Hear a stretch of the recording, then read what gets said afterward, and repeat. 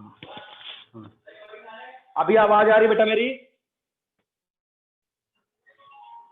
Yes, very good. Board आपको बिल्कुल proper दिख रहा है? बोर्ड दिख रहा है आपको अच्छे से?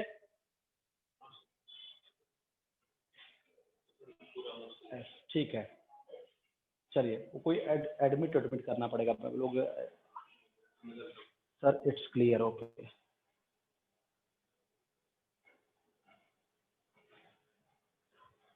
क्लोज।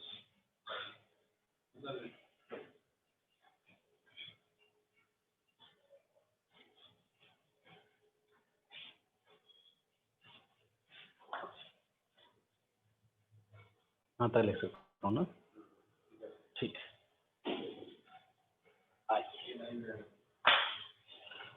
हम लोग चैप्टर स्टार्ट कर दिए थे बेटा, some basic concept of chemistry, है ना? फिर से एक बार मैं रिवाइज करूंगा पिछला कंसेप्ट, क्योंकि एक हफ्ते पहले लेक्चर हुआ था। 2-4 नए बच्चे भी अपने पास है, तो उनको कनेक्ट करना पड़ेगा अपने साथ। उनकी फ्रिक्वेंसी अपने फ्रिक्वेंसी से मैच होनी चाहिए, ठीक है? तो एक बार हम थोड़ा सा पिछला रिवाइज करेंगे, और हर लेक्चर की आदत होती है बेटा पहले पिछला थोड़ा सा रिवाइज करता हूँ, जिससे बच्चे क्या, कुछ लोग पढ़ के आते हैं बेटा, कुछ लोग एक हफ्ते से कुछ पढ़े ही नहीं होंगे। तो एक बार मैं रिवाइज करता हूँ कंसेप्ट को, फिर आगे बढ़ाता हूँ, ठीक है? चैप्टर का नाम था some basic concept of chemistry.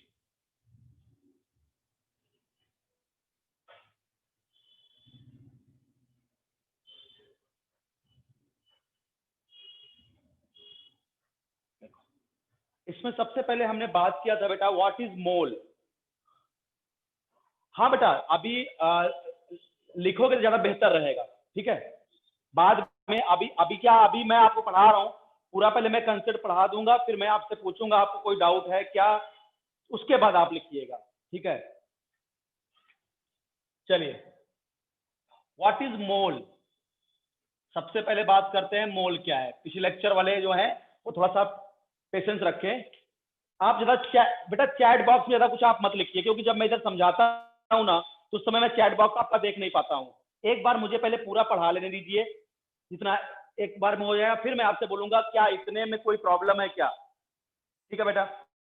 आप बार बार बेटा चैट बॉक्स में लिखोगे, मैं इधर जाके आपको पढ़ा रहा हूँ, आप चैट लिख रहे हो, मैं चैट नहीं पढ़ पाऊंगा ना बेटा बार बार। एक बार मैं पढ़ा दूं, उसके बाद मैं आपको बताऊंगा, बोलिए कि आप कोई डाउट है क्या, फिर आप बताइए, मैं आपके डाउट्स क्लियर करूंगा, ठीक है? चलिए, सबसे पहले बात करते हैं बेटा मोल्स क्या होता है। Mole is nothing, it is a unit of number. पिछला लेक्चर पहले रिवाइज कर रहा हूं, यूनिट ऑफ नंबर। जैसे डजन जो होता है बेटा, वो भी यूनिट ऑफ नंबर था, डजन, 1 डजन।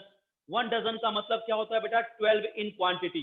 अगर आप बोलते हो सर मेरे पास 1 डजन बुक है, यानी आपके पास 12 बुक्स हैं। आप बोलते हो सर मेरे पास 1 डजन पेन है, यानी आपके पास 12 पेन है।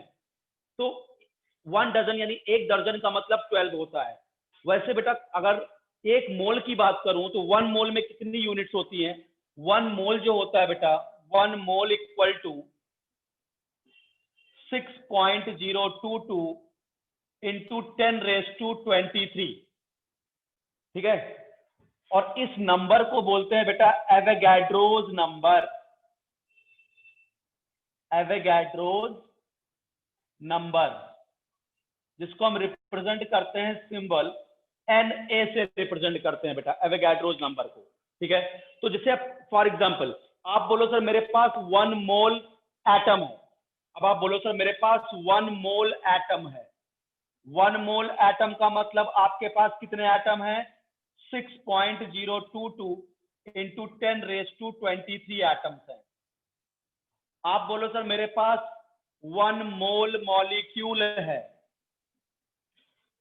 इसका मतलब आपके पास बेटा 6.022 इंटू 10⁻23 मॉलिक्यूल्स हैं। 10⁻23 मॉलिक्यूल्स हैं। आप बोलो सर मेरे पास 1 मोल बुक्स हैं, आपके पास 1 मोल बुक है। 1 मोल बुक का मतलब आपके पास 6.022 इंटू 10⁻23 बुक्स हैं। भाई आप बोलते हैं मेरे पास 1 डजन बुक है, तो 12 बुक है। तो वैसे 1 मोल का मतलब ये नंबर 6.022 इंटू 10⁻23, जिनको हम एवोगाड्रोज नंबर बोलते हैं। जैसे मैं आपसे बोलूं बेटा 1 मोल पेन है मेरे पास, 1 मोल पेन का मतलब आपके पास कितनी पेन है बेटा? 6.022 इंटू 10⁻23 पेन है, ठीक है। यानी 1 मोल का मतलब 6.022 इंटू 10⁻23, इसको हम एवोगाड्रोस नंबर बोलते हैं। Mole is nothing, it is basically a unit of number. ये नंबर की बेटा क्या है? यूनिट है। जैसे डजन नंबर की यूनिट है, वैसे मोल भी नंबर की यूनिट है। 1 डजन में 12 क्वांटिटी होता है, तो 1 मोल में 6.022 इंटू 10⁻23 पार्टिकल्स होते हैं, और इसको हम एवोगाड्रोस नंबर बोलते हैं। और ये बेटा बहुत बड़ा नंबर है, बहुत बड़ा नंबर है, ठीक है। 10 के आगे 23 जीरो लगे हुए हैं, काफी बड़ा नंबर है, ठीक है। अब एक बात और सुनना, 1 मोल atom is also called 1 gram atom. 1 mole atom is also called 1 gram atom. Revision दे रहा हूं बेटा इस लेक्चर का, 1 ग्राम एटम, ठीक है। 1 मोल एटम को बेटा 1 ग्राम एटम भी बोलते हैं। अब देखो कई बच्चे कंफ्यूज हो जाते हैं, उनको लगता है 1 मोल एटम का मास क्या 1 ग्राम होता है क्या?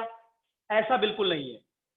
1 मोल एटम को 1 ग्राम एटम बेटा ये केवल केमिस्ट्री की टर्मिनोलॉजी है बस, कि मोल को हम ग्राम एटम भी बोलते हैं, मोल को हम ग्राम एटम भी बोलते हैं। यानी 1 mole atom is also called 1 gram atom. इसका मतलब केवल तुम इतना समझना कि अगर कभी पूछे कैलकुलेट नंबर ऑफ मोल्स तो एक बात है, calculate number of gram atom इसका मतलब भी पूछ रहा है कैलकुलेट नंबर ऑफ मोल्स, ठीक है। यानी 1 mole atom is also called 1 gram atom.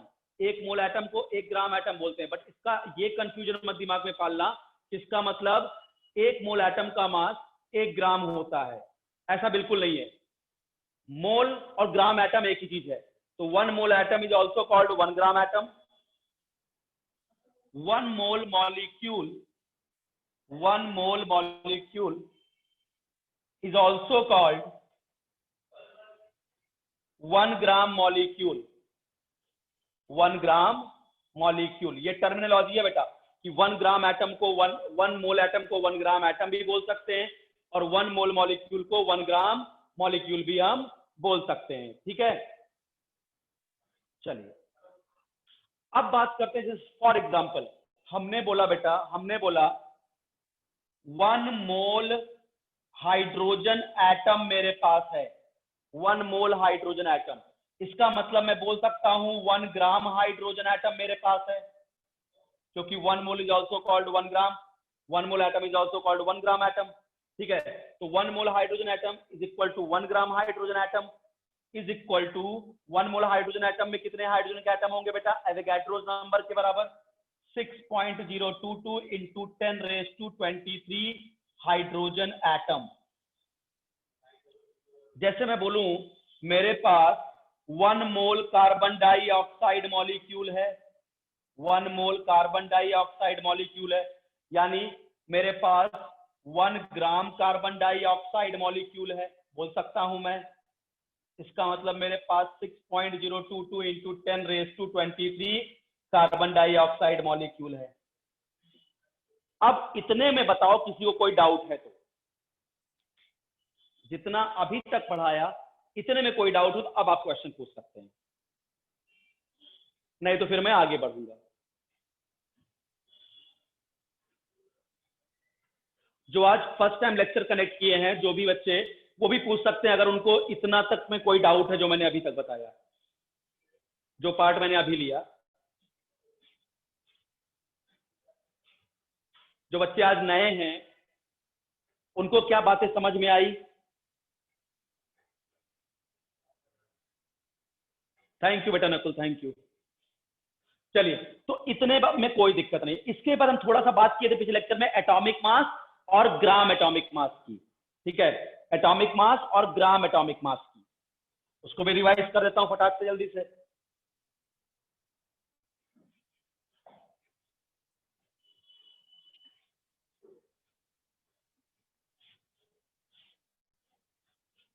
आइए हमारा अगला डिस्कशन है बेटा atomic mass and gram atomic मास।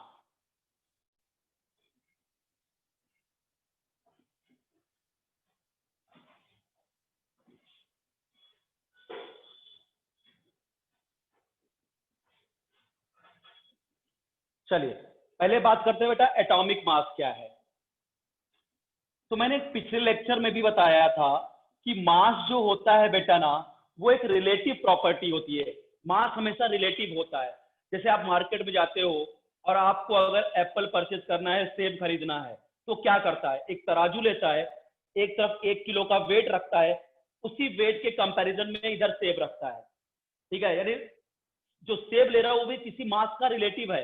वो 1 किलो का बाट रखा हुआ है, वेट रखा हुआ है, और दूसरे वाले में वो क्या कर रहा है, सेब रखना स्टार्ट कर रहा है, और बराबर आपको 1 किलो के बराबर दे दिया। भाई हमको क्या पता कि वो 1 किलो का है कि नहीं है। तो इसीलिए बोला जाता है बेटा कि पेरिस में एक लैब है जहां पे एक प्लैटिनम और इरेडियम का वेट रखा गया है, जिसको स्टैंडर्ड बोला गया है कि ये 1 किलो का है। फिर उसी वेट का पूरी दुनिया में वेट बांट दिया गया है कि भैया ये 1 किलो का वेट है। तो वेट क्या होता है बेटा, रिलेटिव होता है। तो ऐसे किसी एटम का भी जो मास है ना, एटॉमिक मास, उसके लिए मुझे किसी एक एटम को अपना रेफरेंस बनाना पड़ेगा। एक एटम को अपना रेफरेंस बनाना पड़ेगा, जिससे हम दूसरे एटम के मास को बताएंगे। और वो एटम कौन सा लिया गया था, 6 कार्बन 12, 6 कार्बन 12 जो रेफरेंस बनेगा सारे एटम के एटॉमिक मास के लिए। देखिए 6 कार्बन 12 ये है मास। ठीक है, मैंने बताया था कि यही एटम को केमिस्ट ने रेफरेंस क्यों चुना, बहुत सारे एटम से, तो इन्होंने क्यों चुना कि भैया कि कार्बन ही होगा रेफरेंस, क्योंकि मैंने क्या बताया था, इसके आइसोटोप्स कम है, ये इसकी लो रिएक्टिविटी होती है, और बहुत हाई रिएक्टिव भी नहीं होता ये। ठीक है, इसी कारण से इसको उन्होंने क्या चुना, रेफरेंस बनाया।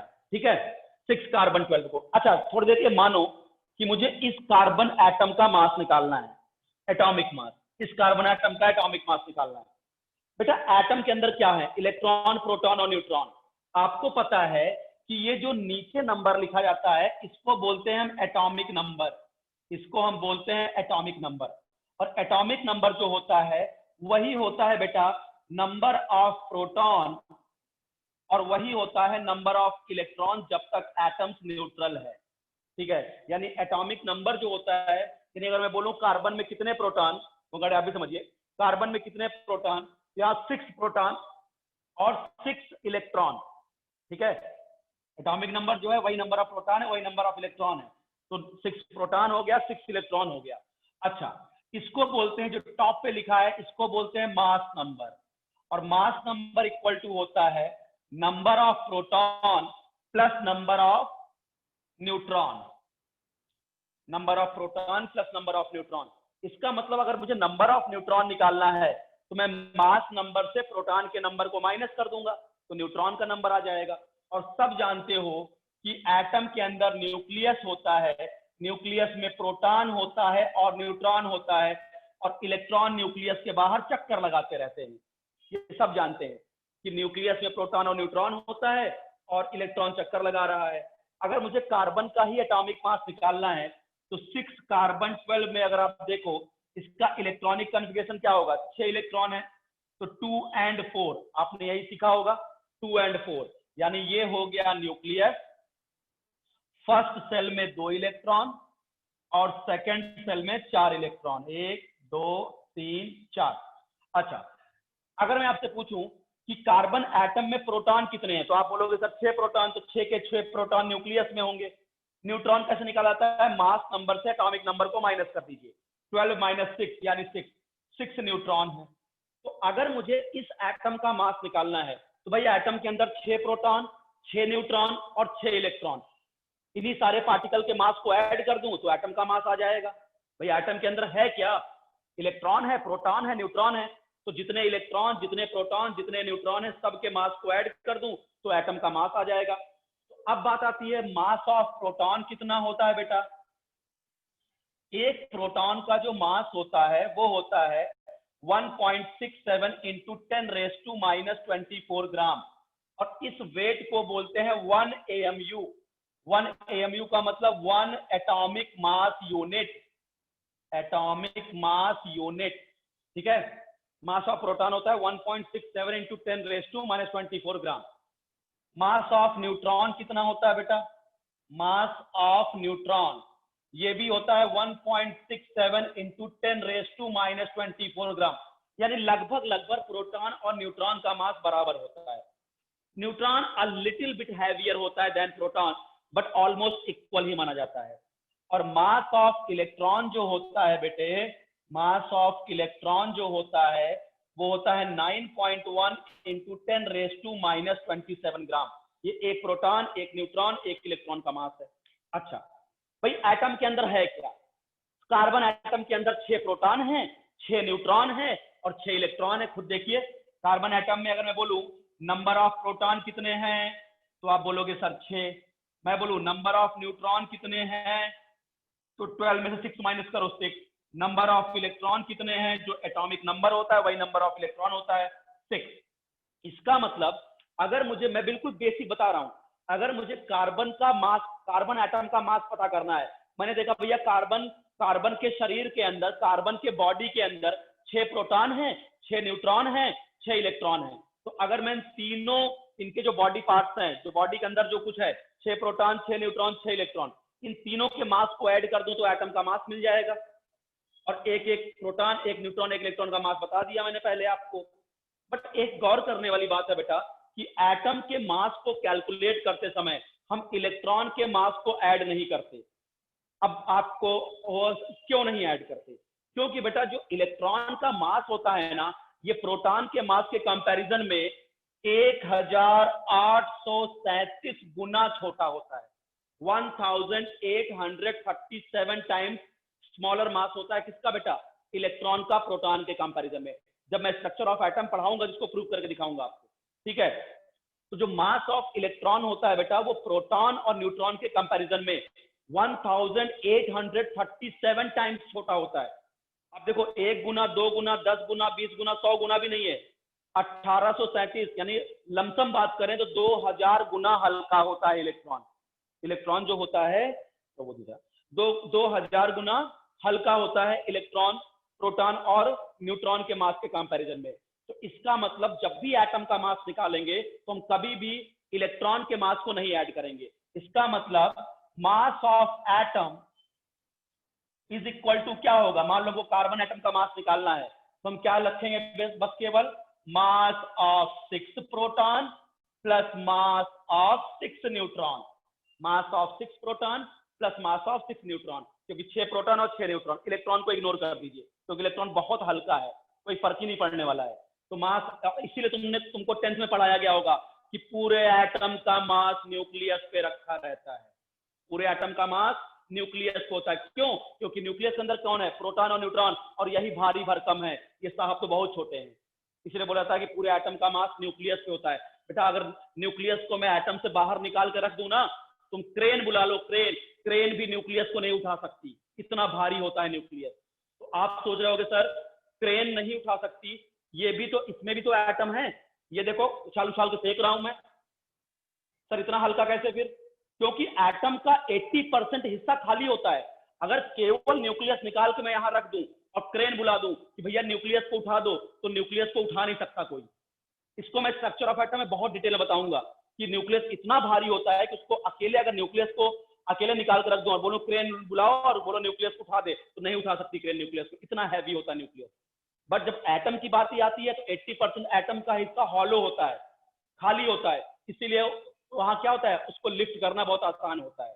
मतलब कुछ ऐसा समझो, कुछ ऐसा समझो, मैं तुमको क्या बोलूं बेटा, मैं तुमको एक हाथ में 5 किलो का चावल दूं, 5 किलो चावल पकड़ाऊं, और एक हाथ में आपको 5 किलो में कापूस, रुई, काटन, उसको पकड़ाऊं, बताओ आपको किसको उठाना आसान लगेगा? दोनों 5 किलो हैं। एक हाथ में 5 किलो चावल दिया हूं, एक हाथ में 5 किलो कापूस दिया हूं, बोला उठाओ दोनों को, किसको तुमको उठाना आसान लगेगा? कॉटन को। क्यों? दोनों तो 5 किलो हैं, दोनों ही तो 5 kg है ना। रीजन क्या है बेटा? कॉटन में मैक्सिमम एयर भरी हुई है, काफी हिस्सा खाली है, इसलिए उसका अपलिफ्टिंग आसान है, उसमें बहुत सारी एयर है, ठीक है, डेंसिटी बहुत कम है, ठीक है। तो बस वही हाल होता है बेटा, इसीलिए जब भी एटम का मास निकालना होता है, मैं केवल प्रोटॉन के मास और न्यूट्रॉन के मास को ही एटम के मास में निकालते समय कैलकुलेट करता हूं, इलेक्ट्रॉन को नहीं, ठीक है। तो कार्बन एटम के मास में कैसे निकालेंगे बेटा? Mass of 6 proton plus mass of 6 neutron, और हम जानते हैं प्रोटॉन और न्यूट्रॉन का मास बराबर है, तो क्या मैं इसको लिख सकता हूं क्या? Mass of carbon atom is equal to 12 times of mass of proton, 12 times of mass of proton. बताओ भाई, या तुम मास ऑफ न्यूट्रॉन लिख दो भैया, चलेगा, क्योंकि दोनों का मास बराबर है। ठीक है, तो 6 प्रोटॉन 6 न्यूट्रॉन, क्योंकि दोनों का मास बराबर है, इसको मैं लिख सकता हूं ना कि टोटल प्रोटॉन के मास का 12 गुना, इसका भी जितना एक प्रोटॉन का मास है उतना ही एक न्यूट्रॉन का मास है, तो इसको मैं लिख सकता हूं 12 times of mass of proton. 12 times 12 into एक प्रोटॉन का मास कितना, 1.67 इंटू 10 रेज टू -24 ग्राम, और इसको हम लोग बोलते हैं 1 AMU। इसका मतलब एटॉमिक मास आ गया 12 AMU। बताइए समझ में आता है कि नहीं? अब कितने में किसी को डाउट नहीं है? बताओ, जितनी कहानी मैंने कहा आपके सामने।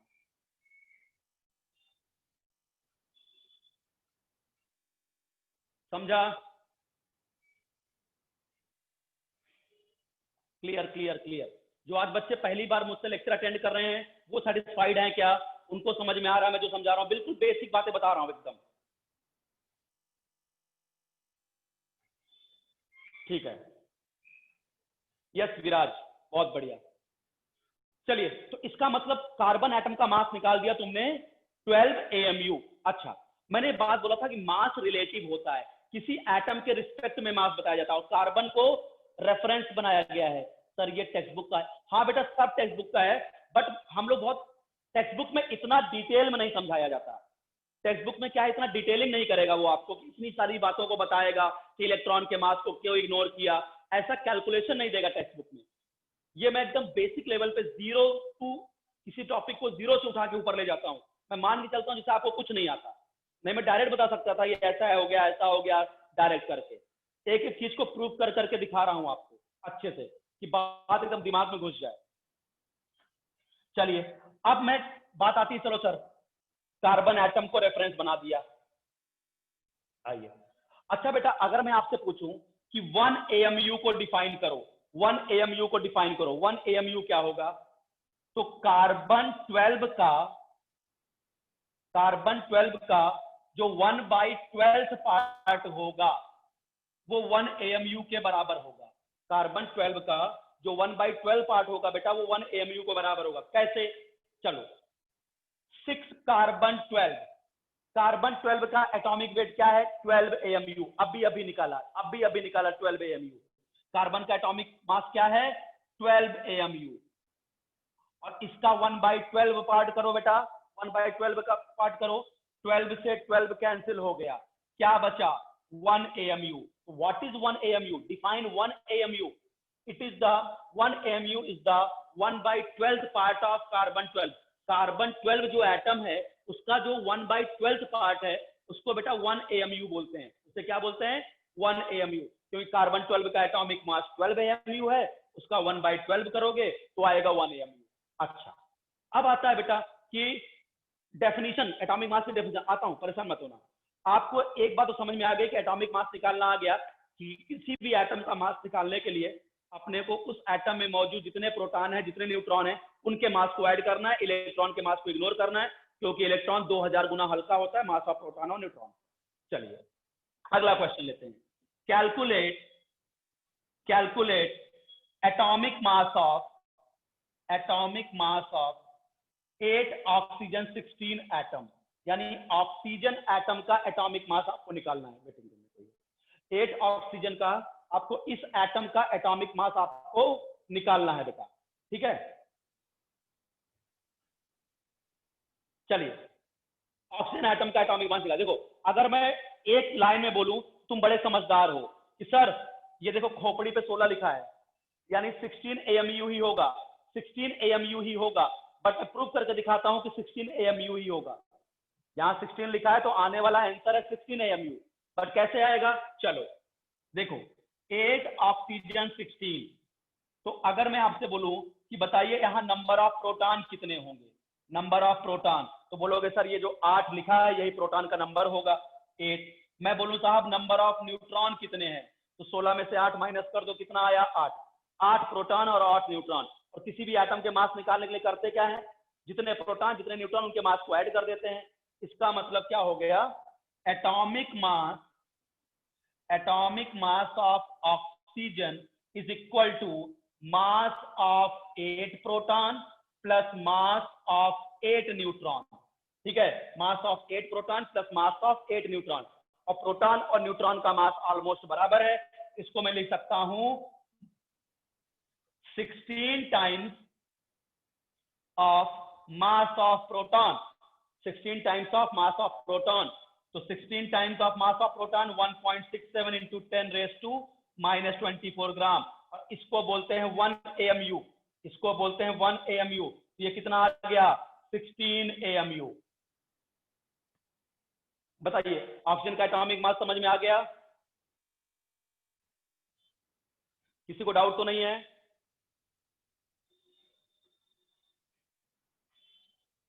Very good, very good, very good, बहुत बढ़िया। अच्छा, तो अब बात आ गई सर डेफिनेशन क्या दूंगा एटॉमिक मास की? Sir explain again. बेटा देखो नूपुर, देखो अपने को बोला ऑक्सीजन एटम का बेटा एटॉमिक मास चाहिए, एटॉमिक मास। अपने को पता कि एटम का मास निकालने के लिए उसमें बेटा हम, हाँ, AMU का मतलब होता है इंद्रजीत एटॉमिक मास यूनिट। ठीक है,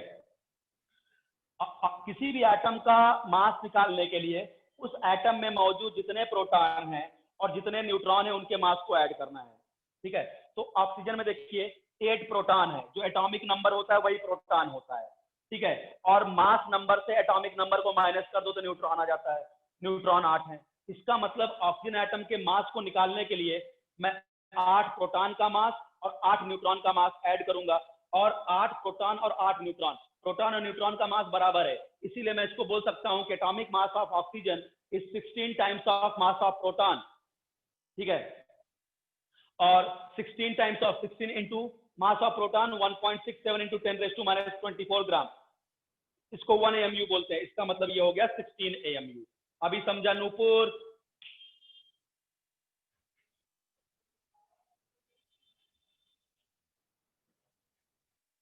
नूपुर जी समझ में आया? Yes, okay. तो एक बात तो समझ में आ गई कि भैया किसी भी एटम का मास निकालने के लिए क्या करना है, उस एटम में मौजूद सारे प्रोटॉन सारे न्यूट्रॉन के मास को ऐड कर देना है, एटम का मास आ जाएगा AMU में। ठीक है, अच्छा अब बात आती है सर डिफाइन कैसे करें एटॉमिक मास को। तो मैंने बोला था कि हमने रेफरेंस बनाया है कार्बन 12 को, कार्बन 12 को रेफरेंस बनाया है। ठीक है, और कार्बन 12 का जो 1/12 पार्ट है वो 1 AMU है। कार्बन 12 का जो 1/12 पार्ट है उसको 1 AMU बोलते हैं बेटा। तो क्या बोलता है एटॉमिक मास की डेफिनेशन क्या बोलती है? Any atom is how much time heavier, how much time heavier, how much time heavier than 1/12 part of carbon 12 is called atomic mass। यह डेफिनेशन है कि कोई भी एटम कार्बन 12 के 1/12 पार्ट से कितना गुना भारी है। Any atom is how much time heavier than 1/12 part of carbon 12 is called atomic mass. अच्छा, कार्बन 12 का 1/12 पार्ट क्या होता है बेटे? 1 AMU। याद करो, अभी हमने समझो 8 ऑक्सीजन 16 लिखा, 8 यहां लिख रहा हूं, 8 ऑक्सीजन 16 लिखा, तो इसका एटॉमिक मास कितना आया? 16 AMU। मैं अगर आपसे लिखूं 7 नाइट्रोजन 14, तो इसका एटॉमिक मास कितना आएगा? 14 AMU, जो सर पे लिखा है। मैं 20 कैल्शियम 40 लिख दूं तो यहाँ एटॉमिक मास कैल्शियम का कितना आएगा? 40 AMU। तो what is the atomic mass? Any atom is how much time, any atom is how much time heavier than 1/12 part of carbon 12। ठीक है, हाँ सही है, any atom is how much time heavier than 1/12 part of carbon 12।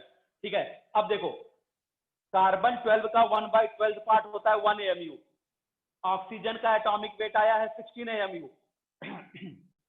इसका मतलब oxygen atom carbon 12 के 1/12 part से 16 times heavy है। नाइट्रोजन एटम कार्बन 12 के 1/12 पार्ट से 14 टाइम्स हैवी है। कैल्शियम एटम कार्बन 12 के 1/12 पार्ट से 40 टाइम्स हैवी है। भाई कार्बन 12 का 1/12 पार्ट 1 AMU है, अब ऑक्सीजन का एटॉमिक मास 16 AMU है, इसका मतलब ऑक्सीजन 16 गुना भारी है कार्बन 12 के 1/12 पार्ट से, नाइट्रोजन 14 गुना भारी है कार्बन 12 के 1/12 पार्ट से, कैल्शियम 40 गुना हैवी है कार्बन 12 के 1/12 पार्ट से। तो बताइए आपको एटॉमिक मास समझ में आ गया कि नहीं?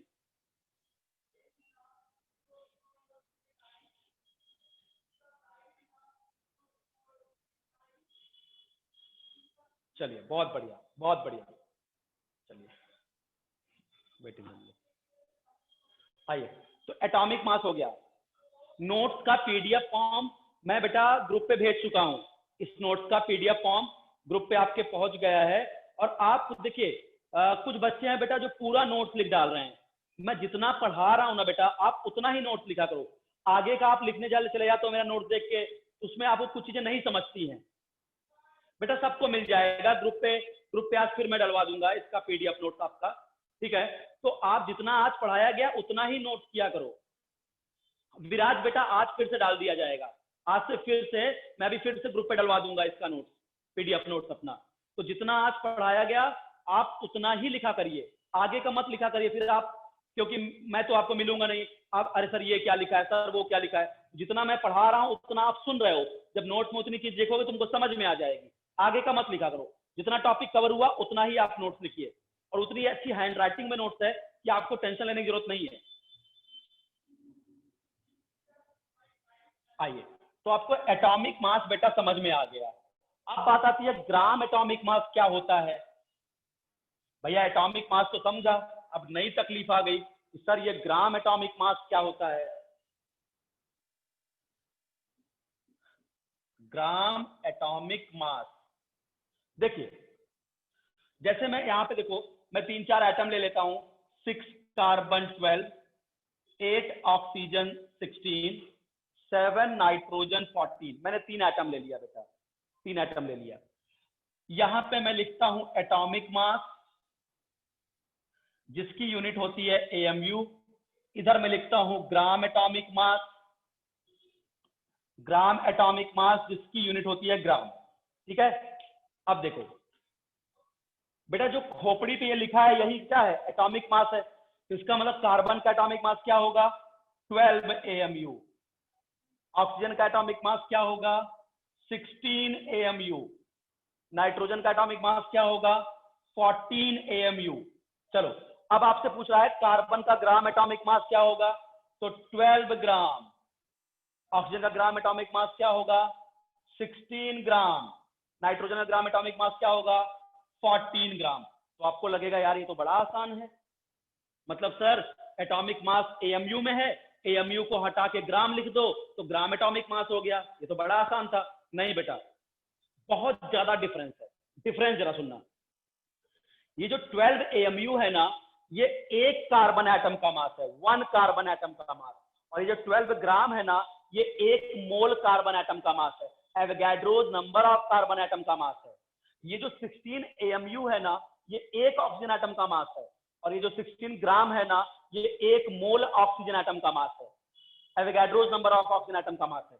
ये जो 14 AMU है ना, ये 1 नाइट्रोजन एटम का मास है। ये 14 ग्राम 1 मोल नाइट्रोजन एटम का मास है। तो यहां से आपको समझ में आ गया कि ग्राम एटॉमिक मास क्या होता है, mass of 1 mole atom. 1 mole atom is called gram atomic mass. Gram atomic mass, 1 mole atom के मास को बेटा ग्राम एटॉमिक मास बोलते हैं। बहुत प्यार से समझना इस कंसेप्ट को, ठीक है। Atomic mass 12 AMU। 12 AMU का मतलब ये जो 12 AMU है 1 कार्बन एटम का मास है। बट ये जो 12 ग्राम है ना, 1 कार्बन एटम नहीं, Avogadro's number of carbon atom का मास है। जो 16 AMU है ये 1 ऑक्सीजन एटम का मास है। बट ये जो 16 ग्राम है ना, ये 1 मोल ऑक्सीजन एटम का मास है। ये जो 14 AMU है ये 1 नाइट्रोजन एटम का मास है। लेकिन जो 14 ग्राम है ये 1 मोल नाइट्रोजन एटम का मास है, Avogadro's number of nitrogen atom का मास है। तो what is the meaning of gram atomic mass, mass of 1 mole atom is called gram atomic मास। अब मैं प्रूव करके भी दिखाऊंगा आपको, ऐसे मझधार में नहीं छोड़ूंगा, ठीक है। कि सर 12 ग्राम जो आप प्रूव करके दिखाइए कि Avogadro's number of carbon atom का मास 12 ग्राम होगा, तब मैं जानूं सर प्रूव करके दिखाइए। Avogadro's number of oxygen atom का मास 16 ग्राम होगा, तो मैं आपको प्रूव करके दिखाता हूँ। ठीक है, बिल्कुल मैथमेटिक्स से प्रूव करके दिखाता हूँ कैसे आया। चलिए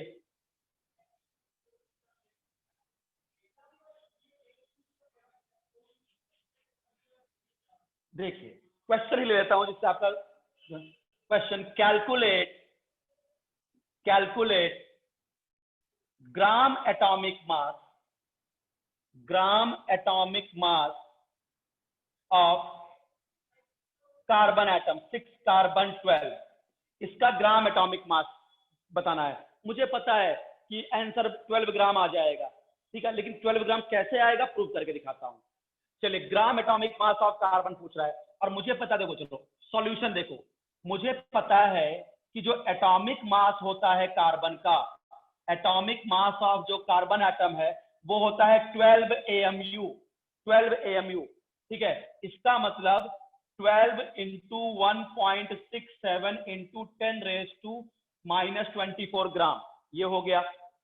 तो ये आपका एक कार्बन एटम का मास आया, 12 AMU, AMU को ग्राम में कन्वर्ट किया, ठीक है। बट अपने को पूछ रहा है gram atomic mass of carbon, gram atomic mass of carbon, gram atomic mass of carbon is equal to, gram atomic mass of carbon का मतलब mass of 6.022 into 10⁻23 carbon atom का मास। ग्राम एटॉमिक मास का मतलब mass of 6.022 into 10⁻23 carbon atom. तो बेटा एक carbon atom का मास ग्राम में ये है, तो Avogadro's number of carbon atom का मास ग्राम में क्या होगा, 12 इंटू 1.67 इंटू 10⁻⁻24 ग्राम। ये तो एक कार्बन एटम का मास है, बट ग्राम एटॉमिक मास का मतलब एक मोल कार्बन एटम का मास कितना होगा, मल्टीप्लाई कर दो 6.022 इंटू 10⁻23, मल्टीप्लाई कर दो। अब देखो बेटा, मैंने पिछले लेक्चर में बताया था कि 1.67 और 6.022 को, 1.67 और 6.022 को मल्टीप्लाई करोगे तो 10 आएगा। 1.67 और 6.022 को मल्टीप्लाई करोगे तो 10 आएगा। ये जो 10 है ये 10⁻23 को 10⁻24 बना देगा, ठीक है। तो ये क्या हो जाएगा, 12 इंटू 10⁻⁻24 ग्राम। ये 10⁻23 पहले था, 6.022 और 1.67 को मल्टीप्लाई किया तो 10 आया। तो ये 10⁻23 को 10⁻24 बना दिया बेटा। 10⁻24 प्लस 24, 10⁻⁻24 कट गया, क्या बचा 12 ग्राम। देखो प्रूफ कर दिया ना, 12 ग्राम। बताइए समझ में आया कि नहीं कैलकुलेशन पार्ट।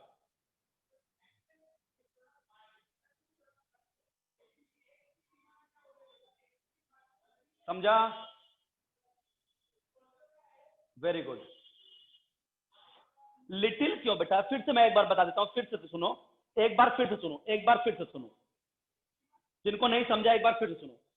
ग्राम एटॉमिक मास का मतलब होता है बेटा एक मोल एटम का mass, Avogadro's number of atom का मास। अच्छा सोचो, अगर मैं बोलूं कि एक एटम का मास 10 ग्राम है तो 100 एटम का मास क्या होगा, तो 100 इंटू 10 ही तो करोगे ना।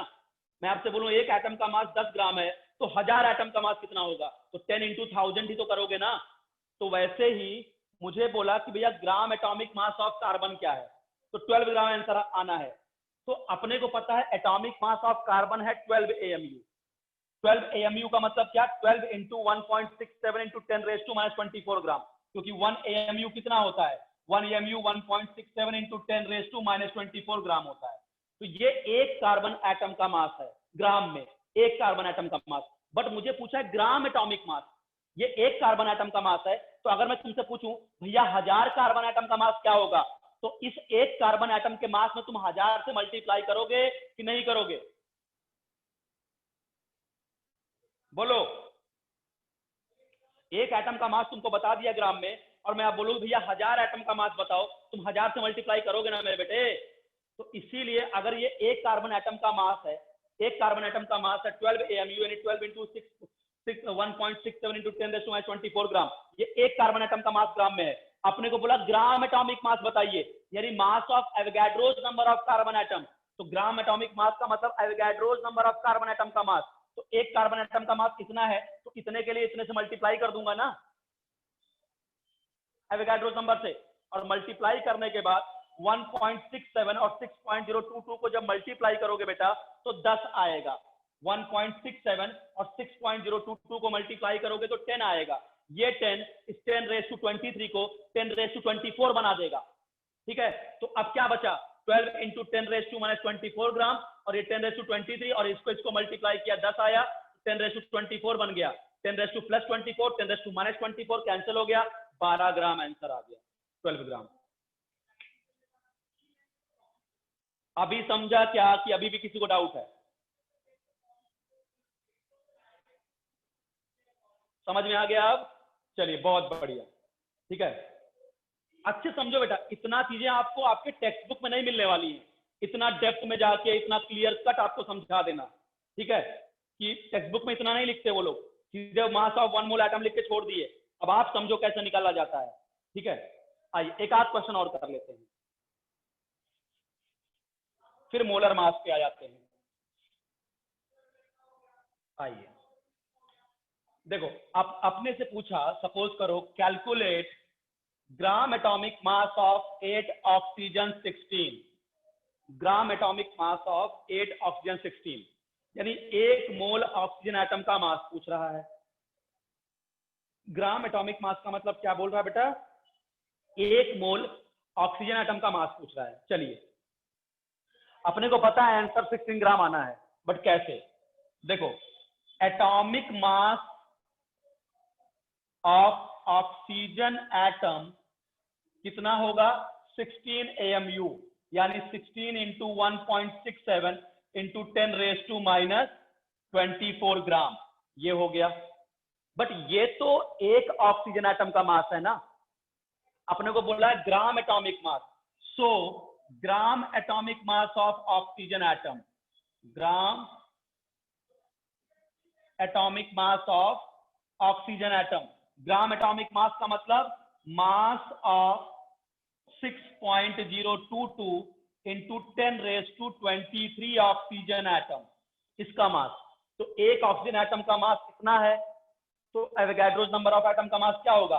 एक ऑक्सीजन एटम के मास में एवोगाड्रोस नंबर ऑफ एटम से मल्टीप्लाई कर दो, 6.022 इंटू 10⁻23, फिर वही कहानी दोहराई जाएगी। 1.67 और 6.022 को मल्टीप्लाई करोगे तो 10 आएगा, तो ये 10 10⁻23 को 10⁻24 बना देगा। तो 16 इंटू 10⁻⁻24 ग्राम इंटू 10⁻+24 +24 -24 कट गया, 16 ग्राम। समझा कि नहीं?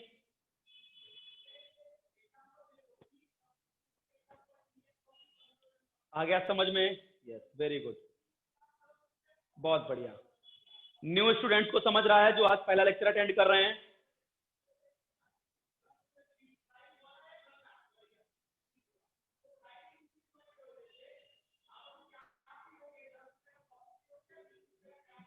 बहुत बढ़िया बेटा, बहुत बढ़िया, बहुत बढ़िया इंद्रजीत, बहुत बढ़िया।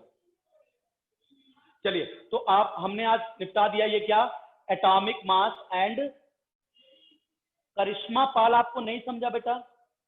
करिश्मा पाल क्या नहीं समझा बेटा? क्या लिख रही है करिश्मा? क्या नहीं समझा बेटा?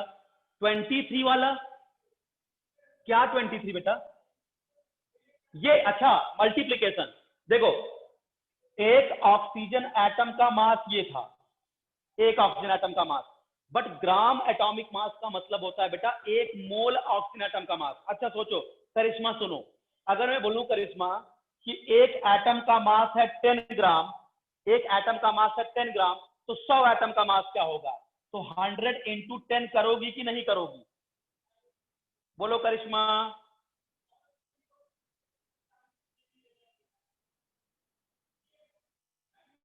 यस, तो देखो, जब एक ऑक्सीजन एटम का मास है 16 AMU, 16 AMU, 16 AMU का मतलब 16 इंटू, और AMU कितना होता है? 1.67 इंटू 10⁻⁻24 ग्राम, यानी ये एक ऑक्सीजन एटम का मास है।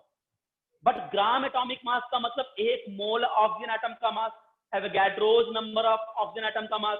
तो एक एटम के मास में हम एवोगाड्रोज नंबर से मल्टीप्लाई कर दिए बेटे। और अब देखो 1.67 और 6.022 को जब इन दोनों को मल्टीप्लाई करोगे घर में इत्मीनान से बैठ के आंसर आएगा 10। अब ये 10 जो है इस 10⁻23 को 10⁻24 बना देगा, तो क्या बचेगा 16 इंटू 10⁻⁻24 ग्राम इंटू 10⁻24, क्योंकि ये 23 था बट ये और ये मल्टीप्लाई करने के बाद 10 आता है, तो 10⁻23 10⁻24 हो गया, प्लस 24 माइनस 24 कैंसल, 16 ग्राम आंसर आ गया। करिश्मा समझा बेटा? करिश्मा समझा बेटा? करिश्मा चलो धन्यवाद, समझ में आ गया, बहुत अच्छी बात है बेटा। तो ये हुआ बेटा atomic mass and gram atomic मास। अब बात करते हैं molar mass and gram molar mass. इतना हमने पिछले लेक्चर में पढ़ाया था। चलिए नए बच्चे अगर समझ लिए तो मेरा रिवीजन करना सफल हो गया, उनको नहीं समझता तो मेरा रिवीजन करना थोड़ा सफल ना होता। ठीक है, अब बात करते हैं बेटा molar mass and gram molar mass. ठीक है,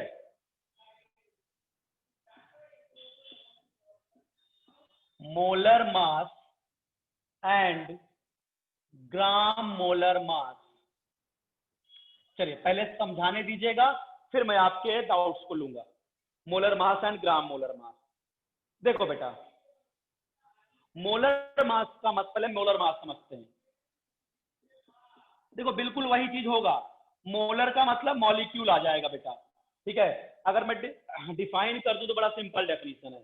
एटॉमिक मास क्या था? कोई भी एटम कार्बन 12 के 1/12 पार्ट से कितना गुना भारी है, उसको तुम एटॉमिक मास बोलते थे। वैसे ही मोलर मास क्या होगा? कोई भी मॉलिक्यूल कार्बन 12 के 1/12 पार्ट से कितना गुना भारी है, उसको हम मोलर मास बोल देंगे। बट निकाल के सिखाते हैं पहले। देखिए क्वेश्चन लेता हूं, calculate molar mass of oxygen molecule. देखो पिछली बार हमने एटम लिया था, इस बार एटम और एटम कंबाइन हो गए, मॉलिक्यूल बन गया। तो बोला calculate molar mass of oxygen molecule. अच्छा कैसे निकालेंगे बेटा? एटॉमिक मास कैसे निकालते थे? उस एटम में जितने प्रोटॉन जितने न्यूट्रॉन सबके मास को ऐड कर देते थे। तो वैसे उस मॉलिक्यूल में देख लेते हैं टोटल कितने प्रोटॉन टोटल कितने न्यूट्रॉन है उस मॉलिक्यूल में, उन सबके मास को ऐड कर देंगे, मोलर मास आ जाएगा। तो चलिए ऑक्सीजन मॉलिक्यूल में 2 ऑक्सीजन के एटम आपको साफ साफ दिख रहे होंगे। ठीक है, एक ऑक्सीजन एटम होता है 8 ऑक्सीजन 16, दूसरा भी 8 ऑक्सीजन 16, यानी O2 मॉलिक्यूल में 2 ऑक्सीजन के एटम। तो इसका मतलब इन दोनों एटम में मिला के इस एटम में नंबर ऑफ प्रोटॉन कितने? Number of proton 8, number of neutron कितने? 8, 16 में से 8 माइनस कर दो। इस एटम में भी प्रोटॉन का नंबर कितना होगा? 8, न्यूट्रॉन कितने होंगे? 8। भाई मॉलिक्यूल का मास निकालना है, मॉलिक्यूल का मास निकालना है, तो उस मॉलिक्यूल के अंदर जितने भी एटम हैं उस सारे एटम में टोटल कितने प्रोटॉन टोटल कितने न्यूट्रॉन, उनके मास को ऐड कर दो तो मॉलिक्यूल का मास आ जाएगा। भैया एटम का मास कैसे निकालते थे? उस एटम में मौजूद जितने प्रोटॉन जितने न्यूट्रॉन थे उनके मास को ऐड करते थे। तो मॉलिक्यूल का मास कैसे निकालेंगे? Molar mass. उस मॉलिक्यूल में प्रेजेंट जितने एटम है उन सब में जितने प्रोटॉन जितने न्यूट्रॉन उनके मास को ऐड कर देंगे। तो चलिए ऑक्सीजन मॉलिक्यूल के अंदर 2 ऑक्सीजन के एटम होते हैं, एक ऑक्सीजन के एटम में 8 प्रोटॉन 8 न्यूट्रॉन, तो दूसरे भी एटम में 8 प्रोटॉन 8 न्यूट्रॉन। तो इसका मतलब molar mass of oxygen molecule is equal to कितने टोटल प्रोटॉन हो गए? 8 8 16 प्रोटॉन, मास ऑफ 16 प्रोटॉन, और टोटल न्यूट्रॉन कितने हैं? 8 8 16, mass of 16 neutron, mass of 16 proton plus mass of 16 neutron. और अपने को पता है प्रोटॉन और न्यूट्रॉन का मास क्या होता है बेटा? बराबर होता है, प्रोटॉन और न्यूट्रॉन का मास बराबर होता है। इसका मतलब मैं लिख सकता हूं कि molar mass of oxygen molecule is 32 times of mass of proton, 32 times of mass of proton। चलिए 32 टाइम्स है, 32 इंटू मास ऑफ प्रोटॉन कितना होता है? 1.67 इंटू 10⁻⁻24 ग्राम, और इसको बोलते हैं 1 AMU, इसको बोलते हैं 1 AMU। तो मोलर मास आ गया 32 AMU।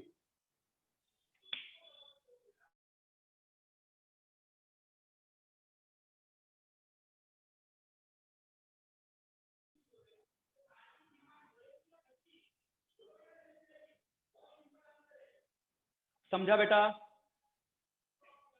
बहुत बढ़िया, बहुत बढ़िया, बहुत बढ़िया। नूपुर को नहीं समझा बेटा? क्यों नहीं समझा नूपुर बेटा? देखो ना भाई, ऑक्सीजन मॉलिक्यूल का तुमको बेटा सर एक और बार समझाओ, ठीक है बेटा? मैं एक बार फिर से एक्सप्लेन करता हूं, देखो फिर से एक बार एक्सप्लेन करता हूं। देखो, अपने को पिछली बार हमने क्या पढ़ा? एटम पढ़ा, एटम का मास। जब एटम आपस में कंबाइन होते हैं तो मॉलिक्यूल बनाते हैं, एटम आपस में कंबाइन होते हैं तो मॉलिक्यूल बनाते हैं। अब आपसे मॉलिक्यूल का मास पूछ रहा है, एक्सप्लेन कर रहा हूं, ध्यान सुनो अखिल, ठीक है? एटम कंबाइन होकर मॉलिक्यूल बनाते हैं। एटम के मास को एटॉमिक मास, मॉलिक्यूल के मास को मॉलिक्यूलर मास। मॉलिक्यूल क्या होते हैं? When atoms combine they form molecule, ठीक है? तो यहाँ दो ऑक्सीजन एटम कंबाइन किए तो ऑक्सीजन मॉलिक्यूल बन गया। अब आपसे ऑक्सीजन मॉलिक्यूल का मास पूछ रहा है, तो बेटा ऑक्सीजन मॉलिक्यूल में दो ऑक्सीजन के एटम ही तो हैं। एटॉमिक मास जब ऑक्सीजन का निकाला था तो ऑक्सीजन एटम में जितने प्रोटॉन जितने न्यूट्रॉन उनके मास को ऐड किया था। तो अगर मुझे इसका मोलर मास निकालना है तो इस मॉलिक्यूल में जितने एटम है उन एटम में जितने प्रोटॉन जितने न्यूट्रॉन उनके मास को ऐड कर दूं, मोलर मास आ जाएगा बेटा। तो ऑक्सीजन मॉलिक्यूल में दो ऑक्सीजन के एटम है, एक ऑक्सीजन के एटम में 8 प्रोटॉन 8 न्यूट्रॉन होता है, तो दूसरे एटम में भी 8 प्रोटॉन 8 न्यूट्रॉन होगा। इसका मतलब इस पूरे O2 का जो मास होगा वो 8 16 प्रोटॉन का मास और 8 16 न्यूट्रॉन के मास के बराबर होगा।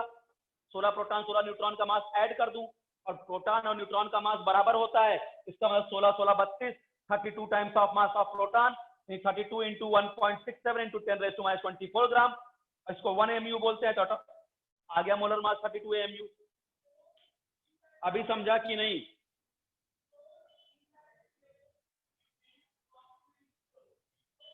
समझा? हाँ बेटा, H2O का मोलर मास 18 होगा, बिल्कुल सही, ठीक है। चलिए आइए अब देखते हैं कुछ और मॉलिक्यूल का, नाइट्रोजन का भी निकाल के दिखा देते हैं। फॉर्मेट बेटा बिल्कुल वही है, फॉर्मेट बिल्कुल सेम है, कुछ नहीं करना है। देखो हमसे बोला N2 मॉलिक्यूल का मोलर मास बताइए, N2 मॉलिक्यूल। तो अपने को पता है दो N2 मॉलिक्यूल में, यस वेरी गुड बेटा, N2 मॉलिक्यूल में दो नाइट्रोजन है।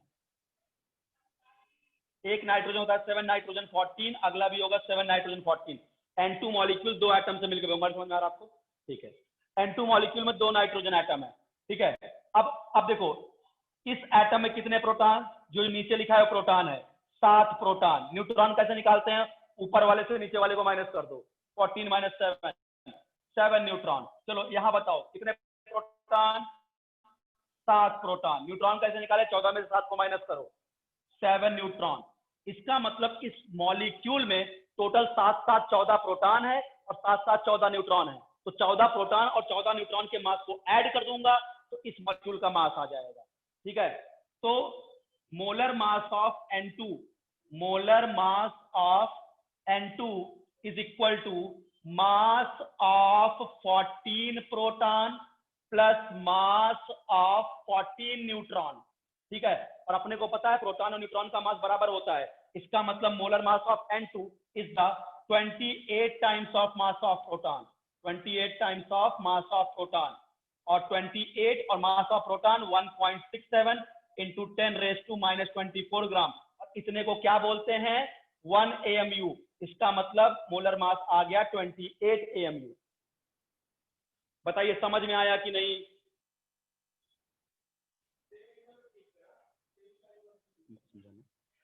समझा? ठीक है, चलिए हमारी टेक्निकल टीम को भी समझ में आ रहा है। मेरी जो टेक्निकल टीम इस समय कैमरा वगैरह हैंडल कर रही है वो भी बैठ के मेरा लेक्चर देख रहा है, वो बोल रहा है सर मुझे समझ में आ रहा है, ठीक है, जबकि उसका साइंस से वास्ता ही नहीं है। चलिए 28 AMU।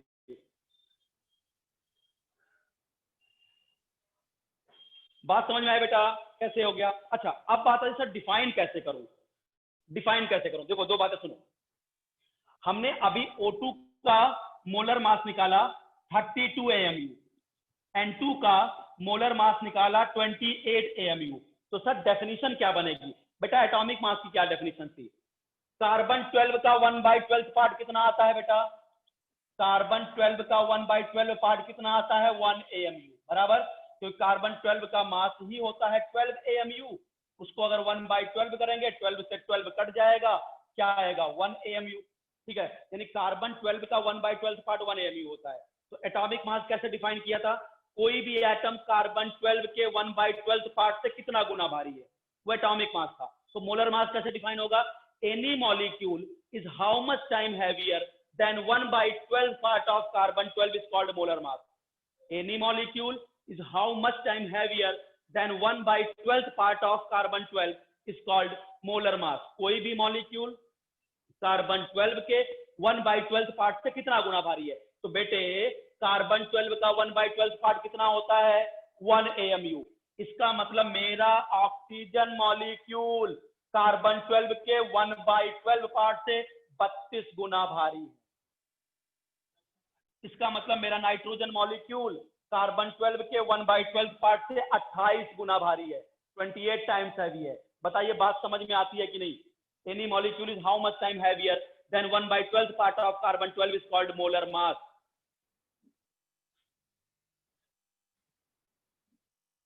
समझा? Very good, very good, very good Viraj बेटा, बहुत अच्छा, बहुत बढ़िया, बहुत बढ़िया। सबको मेरी बात समझ में आ रही है। चलिए, तो ये हुआ बेटा क्या? Molar mass. अब ऐसे ही होगा क्या? ग्राम मोलर मास। ऐसे ही होगा अपने पास। बहुत अच्छे से समझा, बहुत बढ़िया बेटा, thank you, thank you, thank you. अब हम बात करते हैं बेटा ग्राम मोलर मास। ग्राम मोलर मास क्या होता है? जैसे याद करो, रिवीजन करो, एटॉमिक मास क्या था? एक एटम का मास। ग्राम एटॉमिक मास क्या था? अवोगाड्रोज नंबर ऑफ एटम का मास। वैसे मोलर मास क्या होगा? एक मॉलिक्यूल का मास। ग्राम मोलर मास एक मोल मॉलिक्यूल का मास। ठीक है, चलिए तो जरा ग्राम मोलर मास पढ़ लेते हैं आज के लेक्चर में। ग्राम मोलर मास, ग्राम मोलर मास। ग्राम मोलर मास का मतलब हो गया बेटा mass of 1 mole molecule. Mass of 1 mole molecule is known as या is called gram molar mass. जैसे ग्राम एटॉमिक मास क्या था? एक मोल एटम का मास, ग्राम एटॉमिक मास। वैसे एक मोल मॉलिक्यूल का मास, ग्राम मोलर मास। अब चलो, अभी हमने O2 का मोलर मास निकाला था, याद करो 32 AMU आया था। O2 का मोलर मास आया था 32 AMU। चलो थोड़ा सा फिर से फील ले लो। इधर मैं कुछ मॉलिक्यूल्स लिखता हूं, इधर मैं उनका मोलर मास लिखता हूं, जिनकी यूनिट होगी AMU। इधर मैं लिखता हूं ग्राम मोलर मास, इधर मैं लिखता हूं ग्राम मोलर मास, जिसकी यूनिट होगी ग्राम। चलिए मैं मॉलिक्यूल लेता हूं, O2 मॉलिक्यूल, N2 मॉलिक्यूल, कोई भी H2 मॉलिक्यूल, कुछ भी ले लेता हूं ऐसा रैंडम।